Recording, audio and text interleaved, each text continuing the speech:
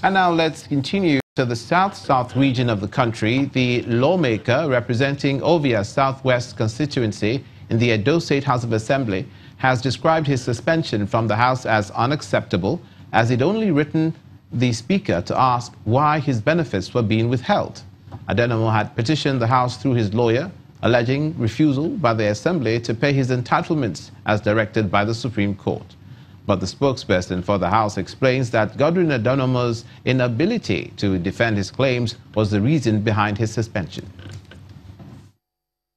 The Edo State House of Assembly complex in Benin City, the state capital, exudes calm, masking the fact that one of its members, Godwin Adeomo, representing Ovia Southwest, is at the moment dissatisfied with the suspension from the House. So if I write that you are owing me XYZ, what I think I'm entitled to, it's up to you to not come back and say, no, I don't owe you this, I don't owe you this, this is what I owe you. Then pay me what you think you owe me.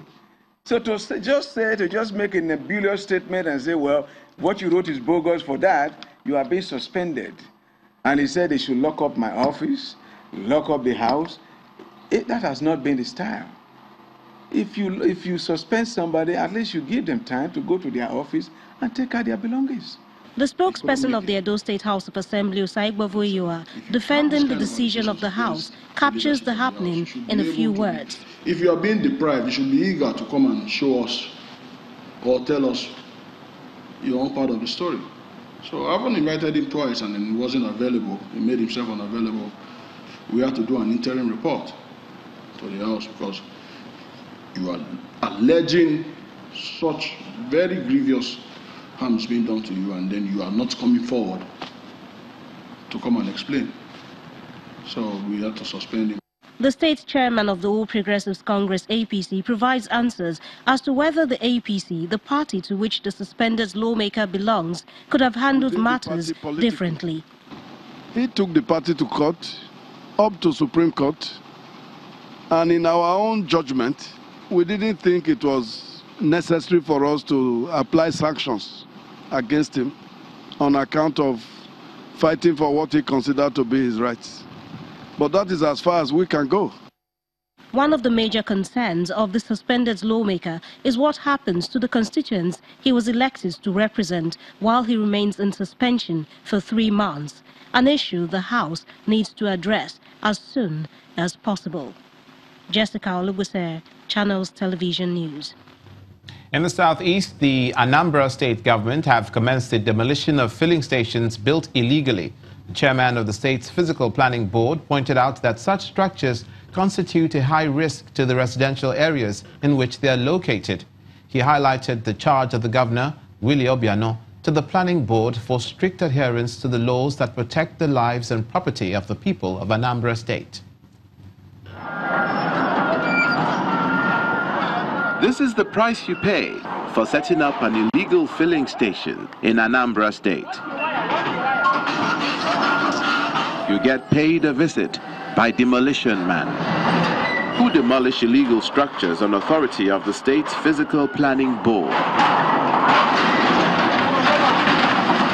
It's a measure in step with Governor Willie Obiano's position on protecting the residents of Anambra State from the danger posed by illegal structures, which can have grave consequences.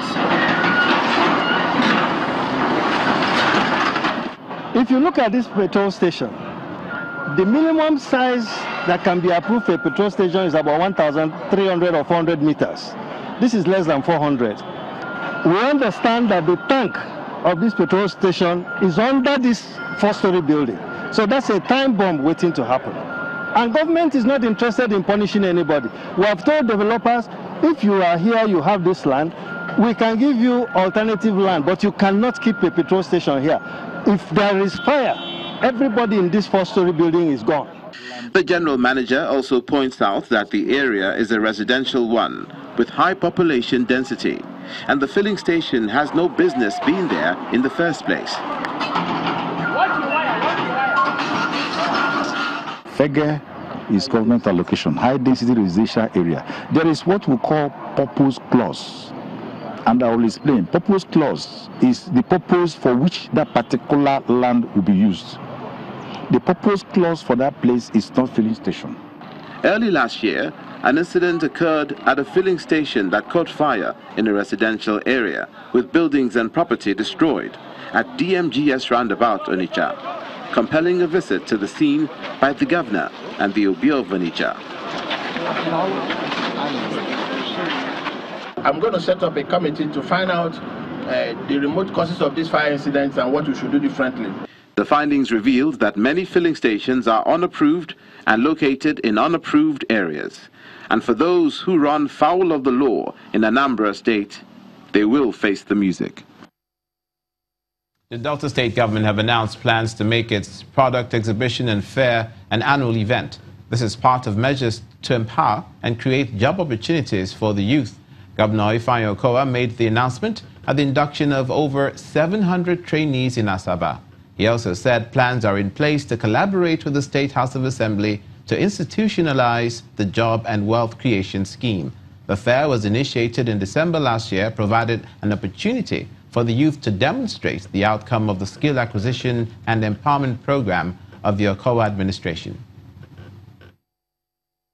The Delta State government has continued to take the bull by the horn when it comes to empowering and creating job opportunities for the youths. In December 2017, the state government organized the maiden edition of a product exhibition and fair to give beneficiaries an opportunity to showcase their products and business enterprise while also creating business relationships with investors and other support organizations. And to maintain the trend, the government announces plans to make the event an annual affair.